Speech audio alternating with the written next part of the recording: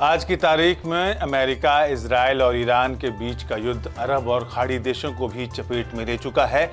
और जब युद्ध का साया पूरे क्षेत्र पर मंडरा रहा है, तब भारत ने कहा है कि वो इससे अप्रभावित या उदासीन नहीं रह सकता।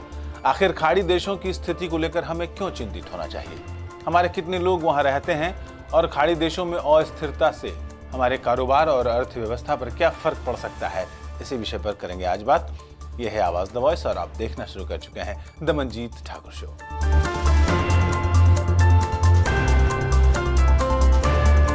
आज हम बात करेंगे एक ऐसे भारत की जो भारत की सरहदों से बाहर बसता है, खाड़ी देशों यानी गल्फ देशों में रहने वाला भारतीय समुदाय। अगर आप आज से 20 साल पहले संयुक्त अरब अमीरात यानी यूएई जाते तो वहां इंडियन कम्युनिटी की अजीब सी मौजूदगी आपको दिखती। वे मौजूद तो हर जगह थे, लेकिन आपको उन्हें खोजने के लिए गौर से तलाशना पड़ता। वे हर जगह थे, लेकिन दिखते कम थे। दुबई के पुराने बाजारों में छोटे इंडियन रेस्तरां थे, लोग ग्रोसरी की दुकानों में काम करते मिल सकते थे, बंदरगाहों पर मजदूरी करते थे या बुर्ज दुबई के आसपास छोटे छोटे मंदिरों में दिख जाते थे। बेशक वे शहर का हिस्सा थे, लेकिन शहर की पहचान नहीं थे। लेकिन 20 साल बाद, 2 दशकों के बाद, तस्वीर पूरी तरह बदल चुकी है। पहले का छोटा शिव मंदिर हिंदू श्रद्धालुओं की बढ़ती भीड़ की वजह से अब दुबई से दूर जेबल अली में बड़े परिसर में चला गया है। अब अबू धाबी में एक भव्य स्वामी नारायण मंदिर भी बन चुका है। ये वही शहर है जो अपनी ग्रैंड मस्जिद के लिए प्रसिद्ध है। इसी दौरान यूएई में रहने वाले भारतीयों की संख्या जो 20 साल पहले करीब 9 लाख थी, आज बढ़कर करीब 36 लाख हो गई है। और इस तरह से अगर नॉन रेजिडेंट इंडियंस यानी एनआरआई और पीपल ऑफ इंडियन ओरिजिन यानी पीआईओ यानी भारतवंशियों को जोड़ लें तो इंडियन कम्युनिटी यूएई में सबसे बड़ी माइग्रेंट कम्युनिटी बन गया है। वे वहां की कुल माइग्रेंट आबादी का लगभग 1/3 हैं। इसके बाद पाकिस्तान, फिलीपींस और मिस्र के लोग आते हैं। आज की तारीख में यूएई की कुल आबादी का लगभग 35% लोग हिंदुस्तानी हैं। पूरे गल्फ के इलाके में देखें तो 8.8 मिलियन यानी लगभग 88 लाख भारतीय यूएई, सऊदी अरब, कुवैत, कतर, ओमान और बहरीन इन 6 गल्फ कंट्रीज में रहते हैं और काम करते हैं। सिर्फ सऊदी अरब में ही लगभग 25 लाख हिंदुस्तानी रहते हैं, जो उसकी कुल आबादी का लगभग 7% है। कुवैत में करीब 10 लाख भारतीय हैं, जो उस देश की आबादी का लगभग 21% है। इसके अलावा कतर, बहरीन और ओमान सहित खाड़ी के अन्य देशों में भी भारतीय बड़ी संख्या में मौजूद हैं। अगर पूरे खाड़ी क्षेत्र को जोड़ दें तो वहां लगभग 1 करोड़ भारतीय नागरिक रहते हैं और काम करते हैं। और यही कारण है कि जब भी पश्चिम एशिया में तनाव बढ़ता है, भूल से भी इसे मिडिल ईस्ट मत कहिए, क्योंकि हमारे मिडिल ईस्ट में ये नहीं पड़ता है। बहरहाल, जब पश्चिम एशिया में तनाव बढ़ता है, जैसे कि हाल ही में अमेरिका, इजराइल और ईरान के बीच युद्ध शुरू हो चुका है, तो भारत सरकार की सबसे बड़ी चिंता होती है अपने नागरिकों की सुरक्षा। संयुक्त राष्ट्र के आर्थिक और सामाजिक मामलों के विभाग डीईएसए के अंतर्राष्ट्रीय प्रवासी आंकड़ों के अनुसार 2019 में यूएई दुनिया में 5वां सबसे बड़ा प्रवासी आबादी वाला देश था। भारत, यूएई और भारत सऊदी अरब के बीच होने वाला माइग्रेशन दुनिया के सबसे बड़े माइग्रेशन फ्लो में से एक माना जाता है। अब सवाल है कि आखिर भारतीय लोग खाड़ी देश यानी गल्फ जाते ही क्यों हैं? क्यों गल्फ देश उन्हें खींचते हैं? इसका जवाब सिर्फ एक शब्द में नहीं है। इसका पहला कारण और सबसे बड़ा कारण है रोजगार। भारत के कई राज्यों से लोग बेहतर कमाई की उम्मीद में खाड़ी जाते हैं। खासतौर पर यूपी, बिहार, राजस्थान, पश्चिम बंगाल, तमिलनाडु और केरल, इन राज्यों से बड़ी संख्या में लोग खाड़ी देशों में काम करने जाते हैं।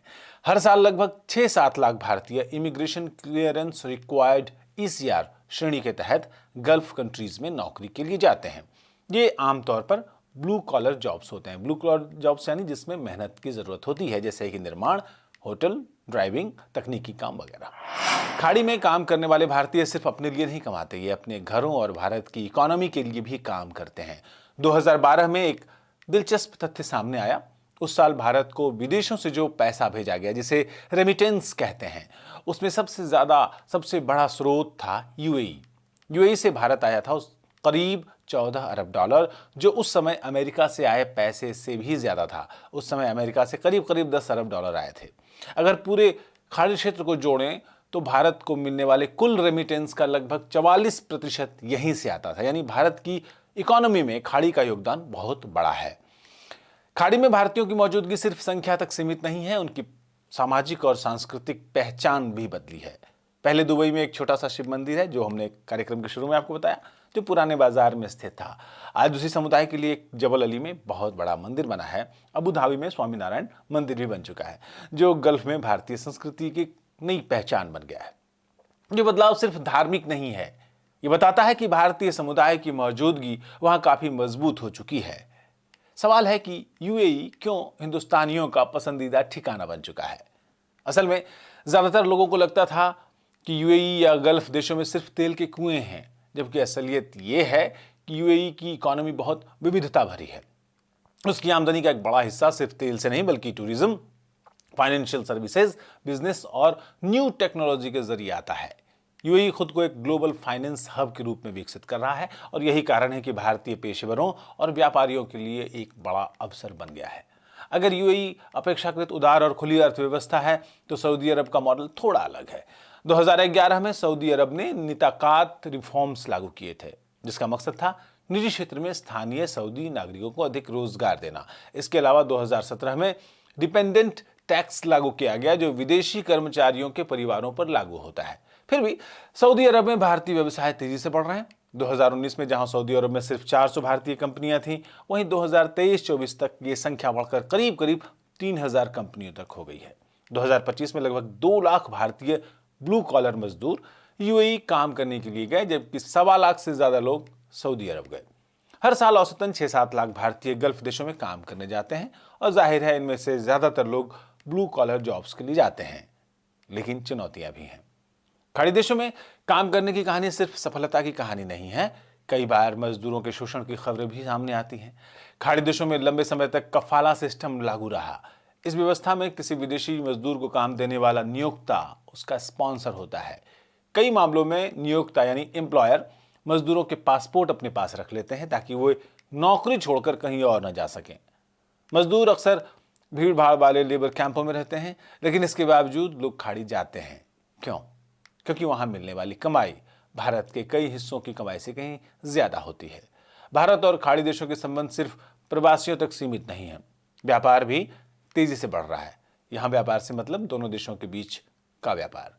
1970 के दशक में भारत और यूएई का व्यापार सिर्फ $180 मिलियन था, लेकिन आज ये बढ़कर $100 अरब से अधिक हो चुका है। आज यूएई भारत का तीसरा सबसे बड़ा व्यापारिक साझेदार है और दूसरा सबसे बड़ा एक्सपोर्ट डेस्टिनेशन। तो कहानी सिर्फ ये नहीं है कि गल्फ कंट्रीज में कितने भारतीय रहते हैं।